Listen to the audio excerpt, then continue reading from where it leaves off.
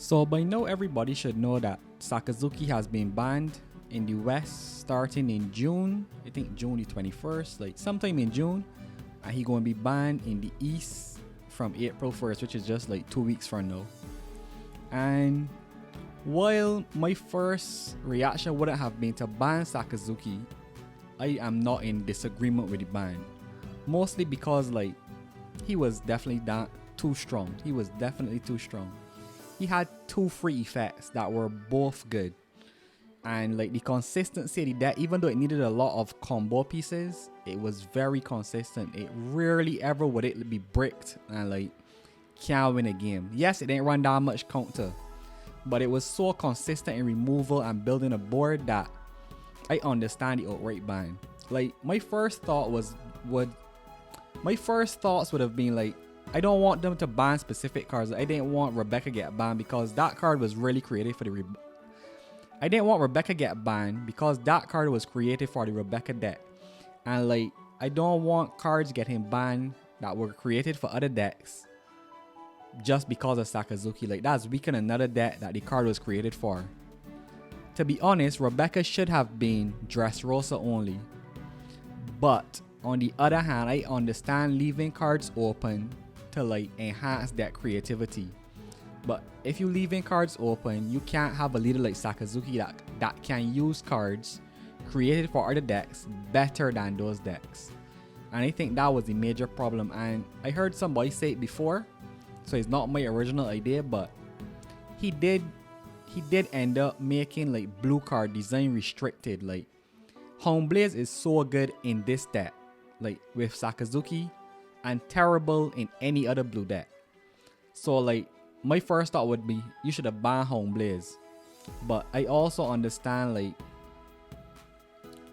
that might not hurt Sakazuki enough. So like I think for the health of the game, removing the leader was the correct choice. But it kind of rough and like instant. Like they ain't try nothing else, like nothing more lenient before just erasing the leader from the game. They did in fact create this promo card. I know it in Japanese, but basically this promo card now is you can trash a Navy card, where before it was trash any card. You can trash a Navy card to give -1 to one of your opponent's characters. And like this is way weaker than the original Sakazuki. Like I don't think having to trash a Navy specific card is the problem. Like he's run a lot of Navy cards, and I don't mind if they had to adjust the deck to run more Navy cards to make the effect more so you could get the effect easier. But like he don't get the cycle no more. He still like you can still put a card in trash. Like you can normally just trash Hina anyways, because you can bring her back with Rebecca. So like trashing a Navy card was never really the problem for Sakazuki. But but all he's get for the trashing now is a -1. So yes, you fuel your graveyard. Yes, you still keep your -1. But the drawing was the major hit for this here. And like it got small advantages. Like you don't have to waste an attack just to get a -1 anymore. Like sometimes you would just attack into something knowing that all you can get is a -1. You ain't expect to get in a cards with the opponent hand, like nothing. Like see, it was versus a 6k leader. Sometimes you just swing, can't attach any down because you're down tight, just to get the -1. So with this, you could get the -1 for just discarding a card. And it does fuel the graveyard, so it's not like a terrible trade-off, because you still need to fuel your graveyard if you want to play Rob Lucci or one of those kind of characters. So it alright, but given where Sakazuki came from, like just discard one card, draw a card, and swing and get a free -1 for no done, like that new promo leader, like way below where it should be, or where he was. Way below where he was. And like other ideas I had for he was like you could add a cost to effect. Like I don't think choose one was the correct option for Sakazuki. Like how Perona is.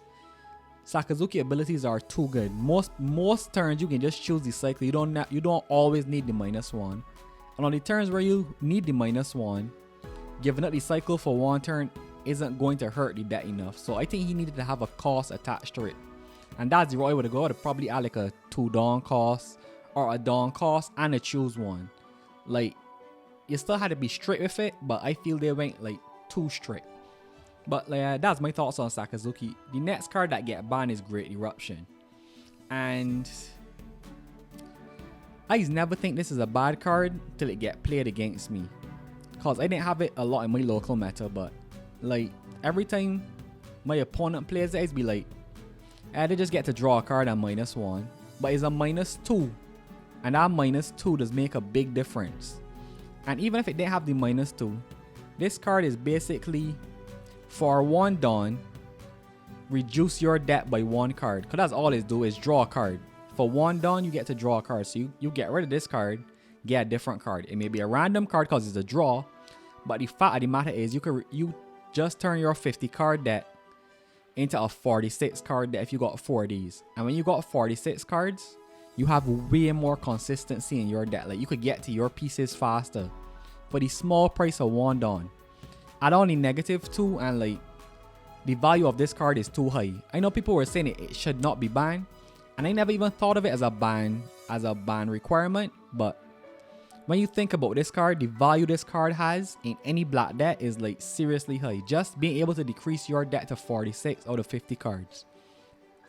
That means you 4 cards closer to all your pieces compared to a regular 50 card deck.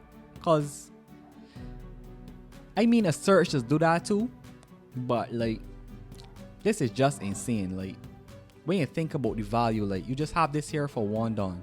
Yes, a search is 1 Dawn, but it's got bottom the 4 cards. Even though you get to choose, like it got a slight balance to it. But this, if it didn't have the -2, I would even mind. But like, if the -2 was a -1, I think it would be alright. But getting a -2 and a free card, like this card was insane, and I think it deserved the ban. And then the last thing that get added to the ban list, I hope y'all can hear my dog barking. That's what I got this microphone for. Let me see. No, she stopped barking. Reject. This card should get banned. Not only this, yellow needed a few other cards out. I think Onami insane, and thankfully she not searchable, but Onami should have get banned or restricted. Like Onami so insane, and she extremely insane because of the Yamato leader. Like banishing a 1 card, if you had to like use Onami on a cracker or something, that's fine. Like to get a 2 card banish, you got playing work. But because Yamato exists, like Onami just crazy. And then she's a Thunderbolt with a 1000 counter. Like when you draw Thunderbolt, is usually a dead card. With Onami, you ain't gotta worry about it being a dead card. But it also sometimes you want Thunderbolt in your hand. So small trade-offs. But Onami was insane. But anyways, I divert from the reject. Reject is kill one of your opponent's characters with a cost of 5 or less. Same as Thunderbolt, but you ain't gotta lose a life to do it. Cost 2 Dawn more. That kinda cool. 4 Dawn to kill a 5 cost. Fine. But you got another effect, which is if your opponent is at 1 life card, deal 1 damage to them, which is effectively just giving them the card. They can activate triggers, but you still removing that last life. Then add 1 of your life cards to your hand. That part ain't even important. But you could just remove somebody last life and then swing at them. And then yellow got good combo pieces like Amaru. So like reject was just crazy. Like it way too strong for 4 Dawn. Like I could understand like yeah, you gotta choose 1, but given how yellow does behave, reject was way too strong. Like you got Amaru, you got Thunderbolts, you got the reject, you got Yamato.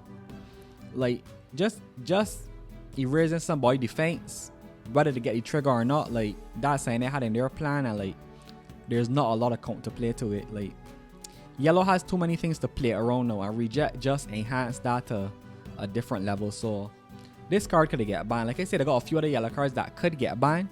Big Mom is not one that should get banned, but that's just my opinions on that. And there was something I want to point out. That this boat, red, purple, all this ain't got nothing to do with the ban, but I want to read this paragraph. They said this paragraph here, has a higher win rate and usage rate than any other cards due to its powerful removal ability. Its powerful removal ability, reliability, and minimal risk. and significantly impairs the enjoyment and fundamental aspects of the One Piece card game.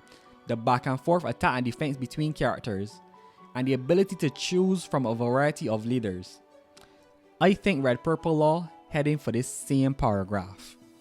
But that's a discussion for another day. Anyways, I hope y'all enjoyed this video and thanks for watching. I'll catch y'all later.